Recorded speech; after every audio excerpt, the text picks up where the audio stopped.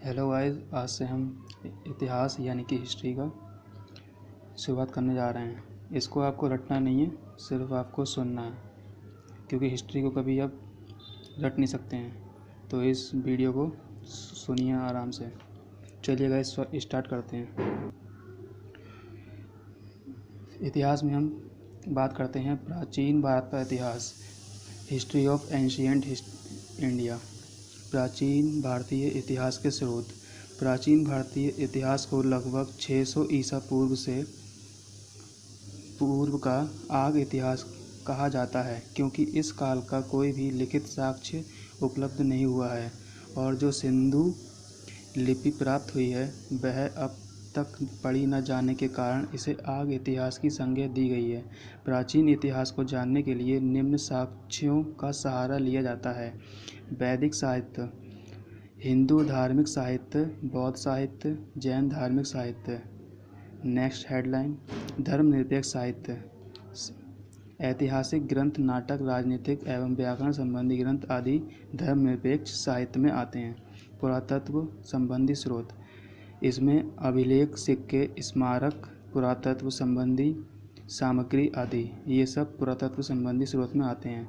अब नेक्स्ट हम बात करते हैं प्रागैतिहासिक काल की, जिसे हम इंग्लिश में प्री हिस्टोरिक एज कहते हैं।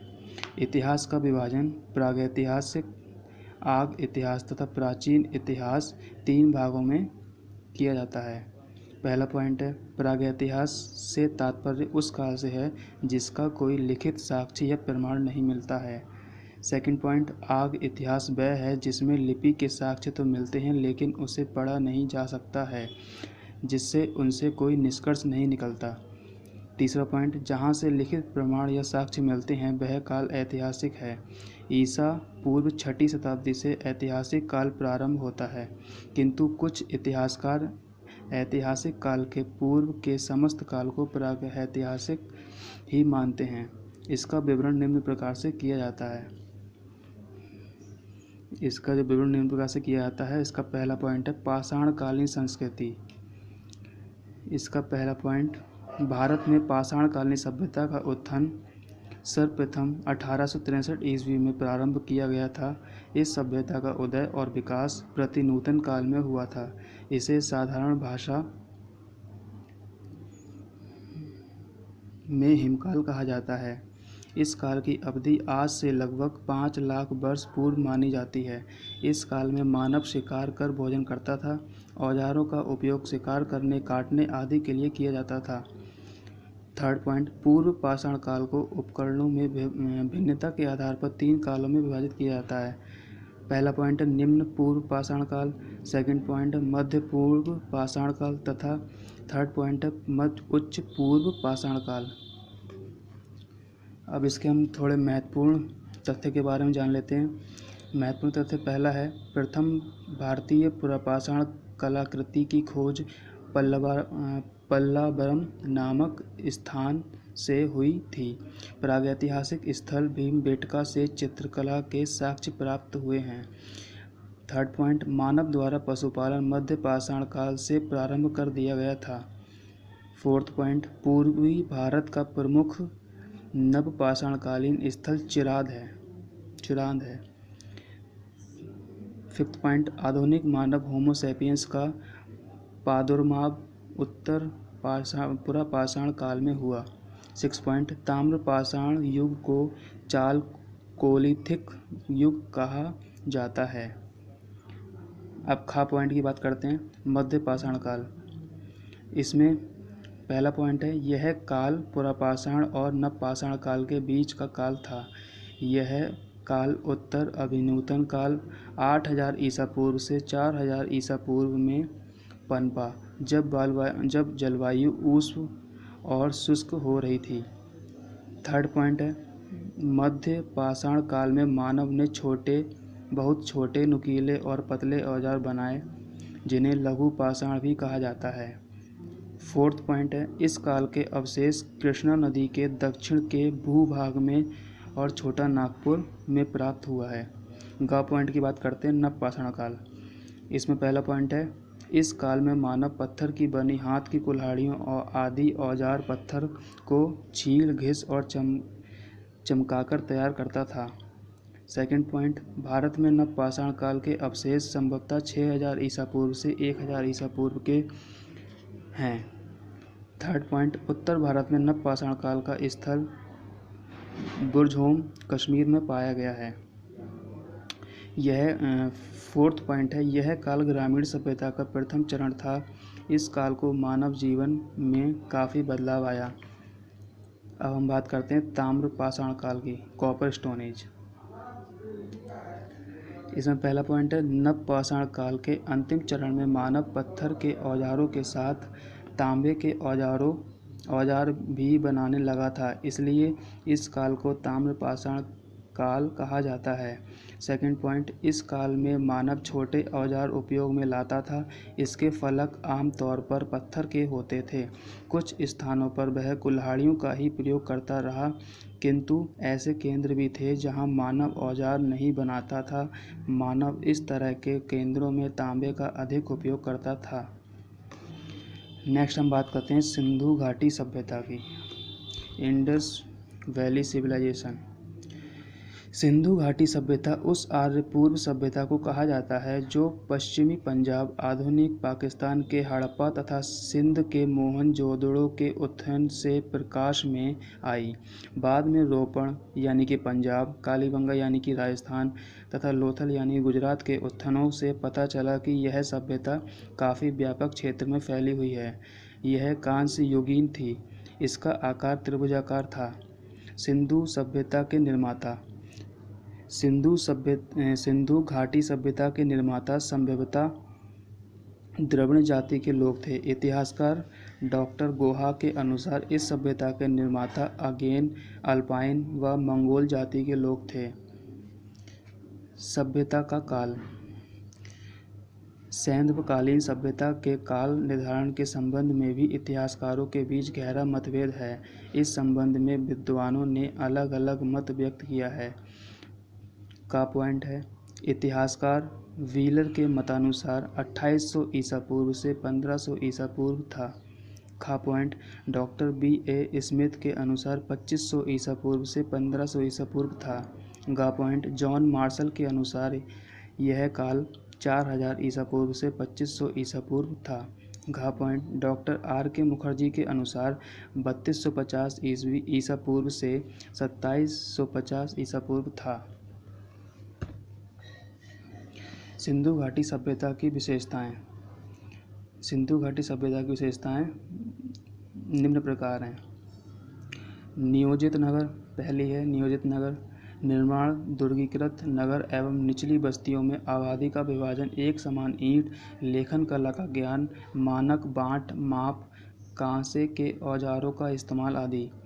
सेकंड पॉइंट, नगर योजना। सिंधु घाटी सभ्यता अपनी नगर निर्माण योजना के लिए विश्व प्रसिद्ध है, अतः इसे नगरीय सभ्यता कहा जाता है। यहाँ के नगरों का निर्माण सुनियोजित ढंग से किया जाता था तथा सड़कें एक दूसरे को समकोण पर काटती थीं। भवन निर्माण, भवनों का निर्माण एक पंक्ति में कच्ची तथा पक्की ईंटों के द्वारा किया जाता था। प्रत्येक भवन में रसोईघर, स्नानघर, आंगन तथा शौचालय की व्यवस्था थी। भवनों के द्वार राजमार्गों की ओर न खुलकर गली में पीछे की ओर खुलते थे। भवन छोटे बड़े एक मंजिले तथा 2 मंजिले होते थे। अनागार, उत्थान में मोहनजोदड़ो, हड़प्पा, कालीबंगा में विशाल अनागार का प्रमाण मिला है। ये इस तथ्य को दर्शाते हैं कि सैंधवासी काफ़ी मात्रा में अन्न सुरक्षित कर लेते थे। इन अनाजों से शहरी आबादी का भरण पोषण होता था। सामाजिक दशा, सैंधवकालीन समाज 4 वर्गों में विभाजित था, यथा पहला पॉइंट विद्वान, इसके अंतर्गत पुरोहित, वैद्य तथा ज्योतिषी आते थे। सेकंड पॉइंट योद्धा, इसके अंतर्गत सैनिक तथा राजकीय अधिकारी आते थे। थर्ड पॉइंट व्यवसायी, इसके अंतर्गत व्यापारी वर्ग के लोग आते थे। फोर्थ पॉइंट श्रमजीवी, इसके अंतर्गत मेहनत मजदूरी करने वाले लोग आते थे। भोजन, सैंधवकालीन लोग भोजन शाकाहारी तथा मांसाहारी दोनों प्रकार के करते थे। सेकंड पॉइंट आभूषण, विभिन्न धातुओं तथा निर्मित आभूषणों का प्रयोग स्त्री तथा पुरुषों द्वारा किया जाता था। आभूषणों स्वर्ण, चांदी, कीमती पत्थर, हाथी दांत, तांबे व सीप के आदि के द्वारा निर्मित होते थे। मनोरंजन के साधन: सैंधवकालीन लोग शतरंज, जुआ, नृत्य, संगीत, सीटी गाड़ी आदि से मनोरंजित करते थे। मृतक संस्कार: सैंधवकालीन लोग शव को जमीन में दफनाते थे। कुछ लोग शव को जलाने के पश्चात उसकी राख को किसी पात्र में रखकर जमीन में गाड़ देते थे। नेक्स्ट पॉइंट, नारियों की दशा। सैंधवकालीन समाज में नारियों की स्थिति सम्मानजनक थी। समाज मातृ प्रधान था। महत्वपूर्ण तथ्य, इम्पॉर्टेंट फैक्ट्स कौन कौन से हैं, चलिए देखते हैं। पहला पॉइंट है, प्राचीन सिंधु सभ्यता पंजाब, राजस्थान, गुजरात, उत्तर प्रदेश, हरियाणा, सिंध और बलूचिस्तान तक विस्तृत थी। सेकंड पॉइंट, प्राचीन इतिहास में सिंधु घाटी के लोग मातृ शक्ति में विश्वास करते थे। प्राचीन घाटी सभ्यता को नगरी सभ्यता कहा जाता था। नेक्स्ट पॉइंट, प्राचीन इतिहास में सिंधु सभ्यता का पतन नगर लोथल है। नेक्स्ट पॉइंट, सिंधु घाटी में 2 राजधानियाँ थीं। नेक्स्ट पॉइंट, मांडा नगर चिनाब नदी पर स्थित था।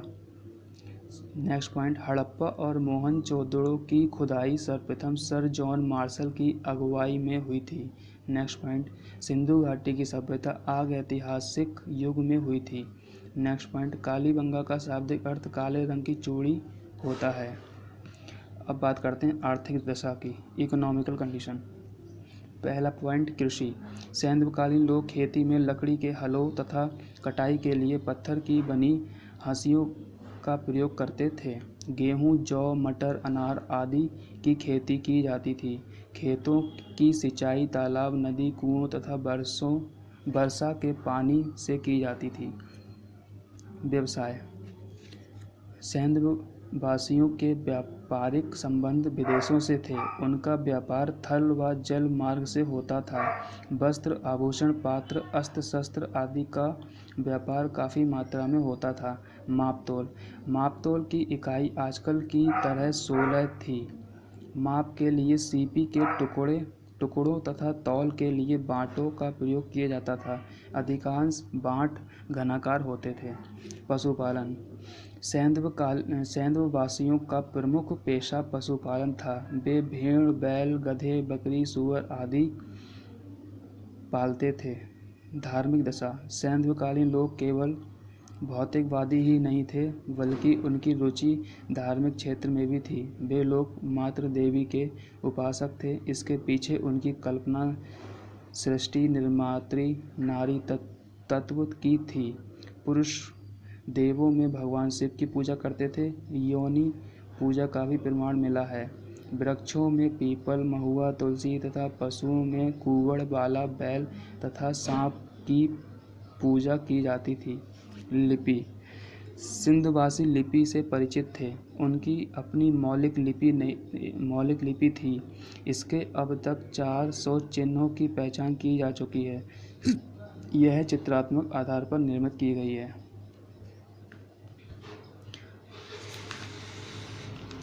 हड़प्पा सभ्यता के प्रमुख स्थल।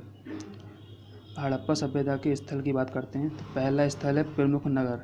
सिंधु सभ्यता के 3 केंद्रीय नगर यथा मोहनजोदड़ो, हड़प्पा तथा धौलावीरा थे, जो समकालीन बड़ी बस्तियां थीं। हड़प्पा पहली बस्ती थी जहां खुदाई की गई।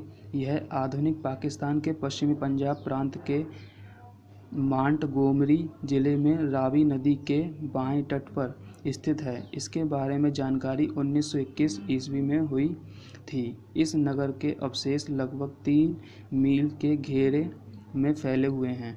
मोहनजोदड़ो।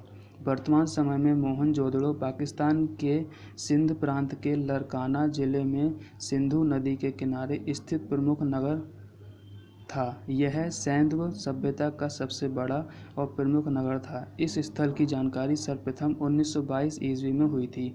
मोहनजोदड़ो का अर्थ है मृतकों का टीला। धौलावीरा। हड़प्पा कालीन नगरों की श्रृंखला में धौलावीरा एक नवीनतम खोज है। यह नगर गुजरात के रण के मध्य कच्छ जिला में खडीर द्वीप में स्थित है। यह नगर 3 भागों में विभाजित था, जबकि अन्य सैंधवकालीन नगर 2 भागों में विभाजित था। इसकी जानकारी सर्वप्रथम सन 1990 से 1991 में हुई थी। हड़प्पा कालीन स्थल एवं उत्खननकर्ता। तो पहले आते हैं प्रमुख स्थल, उत्खननकर्ता, वर्ष, वर्तमान स्थिति। पहला है प्रमुख स्थल हड़प्पा। उत्खननकर्ता कौन है? श्री दयाराम साहनी। कौन से वर्ष में हुआ था? 1921। वर्तमान स्थिति पाकिस्तान के पंजाब प्रांत में। नेक्स्ट प्रमुख स्थल है मोहनजोदड़ो। उत्खननकर्ता रखालदास बनर्जी। वर्ष 1922। वर्तमान स्थिति पाकिस्तान के सिंध प्रांत में। प्रमुख स्थल नेक्स्ट सुतकोगेंडोर। उत्खननकर्ता ऑरेंज स्टाइन। वर्ष 1927 से 1962। वर्तमान स्थिति बलूचिस्तान। नेक्स्ट प्रमुख स्थल सुत का कोट। उत्खननकर्ता George bells. वर्ष 1962। वर्तमान स्थिति बलूचिस्तान। नेक्स्ट प्रमुख स्थल बालाकोट। उत्खननकर्ता George bells. वर्ष 1962। पख्तूनख्वा। नेक्स्ट प्रमुख स्थल अमरी। उत्खननकर्ता JM कजाक। वर्ष 1959 से 1961। वर्तमान स्थिति सिंध। नेक्स्ट प्रमुख स्थल लोथल। उत्खननकर्ता A रंगनाथ राव। वर्ष 1955 से 1962। वर्तमान स्थिति अहमदाबाद गुजरात। नेक्स्ट प्रमुख स्थल कालीबंगा। BB लाल एवं BK थापर। वर्ष 1953। हनुमानगढ़ राजस्थान। प्रमुख स्थल बनवाली। उत्खननकर्ता रविंद्र सिंह बिष्ट। वर्ष 1973 से 1974। वर्तमान स्थिति हिसार हरियाणा। प्रमुख स्थल कोट दीजी। उत्खननकर्ता फजल अहमद खां। वर्ष 1953-1957 तक। वर्तमान स्थिति सिंध प्रांत पाकिस्तान। प्रमुख स्थल देसलपर। उत्खननकर्ता PP पांडे और MA ढाके। वर्तमान स्थिति भुज गुजरात।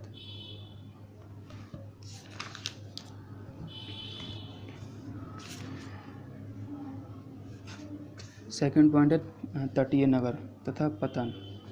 सिंधु सभ्यता के अनेक नगर जो बंदरगाह के रूप में कार्य करते थे अरब सागर के तट पर विकसित हुए थे। यथा पहला पॉइंट है लोथल। गुजरात प्रांत के अहमदाबाद जिले के धोलका तालुक में भोगवा नदी के निकट स्थित लोथल हड़प्पा कालीन सभ्यता का एक महत्वपूर्ण व्यापारिक केंद्र है। यह पूरा नगर दीवारों से घिरा हुआ था। यहाँ के निवासी चावल भी उगाते थे। सुतका गेंडोर। मकरान तट पर स्थित यह नगर शुष्क व बंजर क्षेत्र होकर भी प्राकृतिक बंदरगाह के कारण सिंधु सभ्यता का प्रमुख नगर था। इसकी खोज 1931 में की गई थी। अलाउद्दीनो। यह स्थान सिंधु और अरब सागर के संगम से लगभग 16 किलोमीटर पूर्वोत्तर पाकिस्तान में कराची से लगभग 40 किलोमीटर पूर्व में स्थित है। इस नगर के भवनों के भीतर और बाहर दोनों ओर बड़ी समरूपता है। बालाकोट। यह स्थल पाकिस्तान के लास बेला घाटी तथा सोमानी खाड़ी के दक्षिण पूर्व में खुटकेड़ा के मैदानों के मध्य स्थित है। उत्थन में पूर्व से पश्चिम की ओर दो अन्य छोटी गलियों के साथ इस क्षेत्र को समकोण पर काटती हुई एक चौड़ी सड़क मिली है। इसका उत्खनन 1963 से 1976 के दौरान किया गया था। सैन्धकालीन अन्य प्रमुख नगर। नेक्स्ट बात करते हैं। पहला पॉइंट है कालीबंगा। राजस्थान के हनुमानगढ़ जिले में घग्गर नदी के दक्षिणी किनारे पर स्थित है। यहाँ पर हड़प्पा पूर्व संस्कृति के अवशेष मिले हैं। इस स्थल का पता 1960 के दशक में चला था। चुन्हू दड़ो। यह वीरान कस्बा पाकिस्तान के सिंध प्रांत में स्थित था। इस स्थल से प्राप्त अवशेषों में यह स्पष्ट होता है कि सीलों या मुद्राओं के उत्पादन का मुख्य केंद्र था। बनवाली। यह हरियाणा के हिसार जिले में अवस्थित था। इसका पता 1973 से 1974 में किया गया। इस स्थित इस स्थल की सभ्यता का द्वितीय युग हड़प्पा कालीन था। इसकी नगर योजना हड़प्पा कालीन नगरों से भिन्न थी। रोजदी हड़प्पा यह हड़प्पा कालीन नगर रोजदी के आधुनिक गांव से 2 किलोमीटर पश्चिम में भादर नदी के किनारे और राजकोट से 50 किलोमीटर दक्षिण में है। इस स्थल पर उत्खनन से हड़प्पा कालीन बस्ती के अवशेष मिले हैं। देसलपर यह नगर गुजरात राज्य के कच्छ जिले में भादर नदी के किनारे स्थित था। यहाँ पर हड़प्पा कालीन किलेबंदी का प्रमाण मिला। स्थल एवं नदी तट। पहला स्थल है हड़प्पा, नदी तट रावी। दूसरा स्थल है मोहनजोदड़ो, नदी तट सिंधु। तीसरा स्थल है लोथल, नदी तट है भोगवा। चौथा स्थल है कालीबंगा, नदी तट है घग्गर। पांचवा स्थल है सुतका गेंडोर, नदी तट है दाशक। छठा स्थल है चनहूदड़ो सिंध, नदी तट कौन सा है? सिंध। सातवां स्थल है सोत का को, नदी तट है सादो कौरा। आठवां स्थल है बनवाली, नदी तट है सरस्वती। 9वां स्थल है रोजदी, नदी तट भादर। 10वां पॉइंट मालवड़, नदी तट ताप्ती। यह प्राचीन भारत का इतिहास का सैंधवकालीन अन्य प्रमुख नगर तक हमने पढ़ा है। आगे का जो वैदिक सभ्यता एवं संस्कृति है वो हम नेक्स्ट पार्ट में पढ़ेंगे। ये इसका पहला पार्ट है। और अगर आपको ये वीडियो पसंद आती है तो लाइक, शेयर एंड सब्सक्राइब करें।